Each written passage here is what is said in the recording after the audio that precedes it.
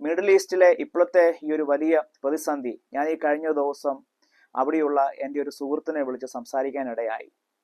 അവൻ എന്നോട് പറഞ്ഞ ഒരേ ഒരു വാക്ക് ഇങ്ങനെ ആയിരുന്നു: ലോകത്തിൽ എവിടെ പോയാലും ഒരു സമാധാനം ഇല്ലടാ, എങ്ങനെയെങ്കിലും ഒന്ന് രക്ഷപ്പെടാമെന്ന് കരുതിയ ഇവിടെങ്കിലും വന്നത്.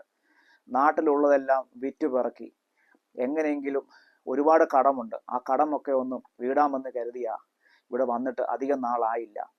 എവിടെ പോയാലും സാധാരണക്കാരൻ്റെ ജീവിതം എന്നും കഷ്ടതയും കഷ്ടപ്പാടും മാത്രമാണ്.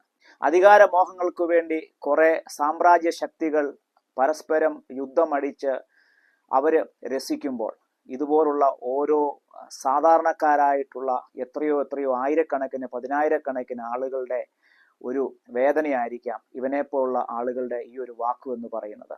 ഇവിടെ ഞങ്ങൾ പാർക്കുന്ന കാനഡയിൽ പോലും നിങ്ങൾക്കറിയാമോ, G7 രാജ്യങ്ങളിൽ ഇന്ന് ഏറ്റവും ടോപ്പസ്റ്റ് ഫുഡ് ഇൻഫ്ലേഷനിൽ നിൽക്കുന്ന ഒരു രാജ്യമായി മാറിക്കഴിഞ്ഞു കാനഡ. ഈ ഒരു ചാർട്ട് നോക്കിയാൽ നിങ്ങൾക്ക് മനസ്സിലാകും G7 രാജ്യങ്ങളുടെ ഫുഡ് ഇൻഫ്ലേഷൻ പട്ടികയാണ്. നോക്കിക്കേ, ഏറ്റവും ടോപ്പിൽ നിൽക്കുന്ന കാനഡ കഴിഞ്ഞ ഒരു വർഷത്തിന്റെ ഇടയിൽ 7.3% ഫുഡ് ഇൻഫ്ലേഷൻ റേറ്റിൽ ഒന്നാമത് നിൽക്കുക. അതിൻ്റെ താഴെ ജപ്പാനുണ്ട്, UK ഉണ്ട്, USA ഉണ്ട്, ജർമ്മനി ഉണ്ട്, ഇറ്റലി ഉണ്ട്, ഫ്രാൻസ് ഉണ്ട്. അവരുടെയൊക്കെ പെർസെൻറ്റേജ് റേറ്റ് നോക്കിയാൽ തന്നെ അല്പമെങ്കിലും നമുക്ക് ആശ്വസിക്കാൻ വകയുണ്ട്. തൊട്ടടുത്ത് കിടക്കുന്ന അമേരിക്കയേക്കാൾ ഏതാണ്ട് 2.5 ഇരട്ടി അധികമാണ് ഇവിടുത്തെ ഇൻഫ്ലേഷൻ റേറ്റ് ഇപ്പോൾ മുന്നോട്ട് നിൽക്കുന്നത്. ഈ കഴിഞ്ഞ കുറച്ച് നാളുകളായി ട്രംപിന്റെ ടാരിഫും പ്രശ്നങ്ങൾ കാരണം കാനഡ ഒന്നും കരകയറാനായിട്ട് ശ്രമിച്ചുകൊണ്ടിരിക്കുമ്പോഴാണ് വീണ്ടും ഈ ഒരു മിഡിൽ ഈസ്റ്റ് നടക്കുന്ന യുദ്ധം ഇവിടെയുള്ള കാനഡ എഫക്റ്റ് ചെയ്യുമോ എന്ന് ചോദിച്ചാൽ എഫക്റ്റ് ചെയ്ത് കഴിഞ്ഞിരിക്കുന്നു. ഒന്നാമതെ നടുവൊടിച്ച് കിടക്കുന്ന ഈ ഒരു കാനഡയുടെ ഇപ്പോഴത്തെ അവസ്ഥയിൽ റോക്കറ്റ് പോലെ വേഗത്തിലാണ് പെട്രോളിന്റെ വില ഈ കഴിഞ്ഞ 2-3 ദിവസം കൊണ്ട് കാനഡയിൽ ഇപ്പോൾ കുത്തനെ കൂടിയിരിക്കുന്നത്. അതുമാത്രമല്ല, ഗ്രോസറി സാധനങ്ങളും സർവത്ര സാധനങ്ങൾക്കും ഒരു കൺട്രോളും ഇല്ലാതെ ഇവിടെ എല്ലാത്തിനും കുത്തനെ വില കൂടുകയാണ്. ഇവിടുത്തെ ഫാർമേഴ്സിനും അതുപോലെ ഫുഡ് പ്രൊഡക്ഷൻ ചെയ്യുന്ന എല്ലാ കമ്പനികൾക്കും താങ്ങാവുന്നതിനേക്കാൾ അപ്പുറമുള്ള ടാക്സ്. അതിൻ്റെ ഇടയ്ക്ക് ഇപ്പോൾ ഈ ഒരു ഗ്യാസ് പ്രൈസ് കുത്തനെ കയറിയത് കാരണം ഇനിയും താങ്ങാവുന്നതിനേക്കാൾ അപ്പുറമായിരിക്കും ഓരോ സാധാരണക്കാരന്റെ മുന്നിലേക്ക് ഈ വരും ദിവസങ്ങളിൽ ഒരു കഷ്ടകാല സമയം എന്ന പോലെ സകലത്തിനും തീവലയായി വരാൻ പോകുന്നത്.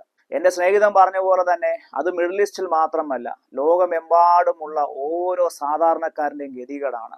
എവിടെ പോയി എങ്ങനെയെങ്കിലും ഒന്ന് രക്ഷപ്പെടാമെന്ന് കരുതി ചെന്നാലും എവിടെ ചെന്നാലും വരാനുള്ള വള്ളികളൊന്നും വഴിയിൽ തങ്ങത്തില്ല. ഒരു വശത്ത് കേരളത്തിൽ നിന്ന് ഉൾപ്പെടെയുള്ള ലക്ഷക്കണക്കിന് ആളുകളാണ് മിഡിൽ ഈസ്റ്റ് പോലുള്ള രാജ്യങ്ങളിൽ പോയി കഷ്ടപ്പെടുന്നത്. ഈ കഴിഞ്ഞ കുറച്ച് ദിവസങ്ങളായി അവർ കടന്നു പോകുന്ന മാനസികാവസ്ഥകളും വേദനകളും ഒന്നും ചില്ലറയൊന്നുമല്ല. എന്നാൽ മറുവശത്ത് നമ്മുടെ നാട്ടിലുൾപ്പെടെ വാർത്താ മാധ്യമങ്ങളും ഒക്കെ അവർ ഇപ്പോഴത്തെ രാഷ്ട്രീയ ചുവടിലും ഒക്കെ ആയിട്ട് അവർ ആഘോഷിക്കുമ്പോൾ, എന്നാൽ ഇതൊന്നും അറിയാതെ ഒരു വശത്ത് കുറെ സാധാരണക്കാർ എക്കാലത്തും ഞെങ്ങി ഞെരുങ്ങി ജീവിക്കുന്ന ഒരു വലിയ ദയനീയ കാഴ്ചയാണ് നമ്മൾ എപ്പോഴും കണ്ടുകൊണ്ടിരിക്കുന്നത്. ഇനിയും എത്ര നാൾ ഈ യുദ്ധം തുടരും? ഇപ്പോൾ തന്നെ അതിൻ്റെ ഒരു ആഫ്റ്റർ എഫക്റ്റ് ലോകരാജ്യങ്ങളിലെല്ലാം തന്നെ വ്യാപിച്ചു കഴിഞ്ഞു. ഇനിയും ഈ ഒരു യുദ്ധം നിന്നാൽ പോലും എത്ര നാളെടുക്കും ഇതൊന്ന് കരകയറാൻ?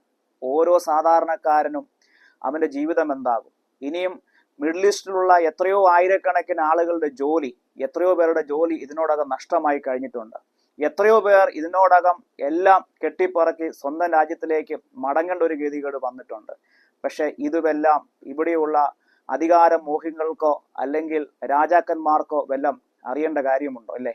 എന്തായാലും ലോകത്തിനൊരു സമാധാനം ഇനി ഉണ്ടാകട്ടെ എന്ന് ആഗ്രഹിച്ചുകൊണ്ട് പുതിയൊരു വീഡിയോയിൽ കാണാം. I am Sainod Rexy Joy. By.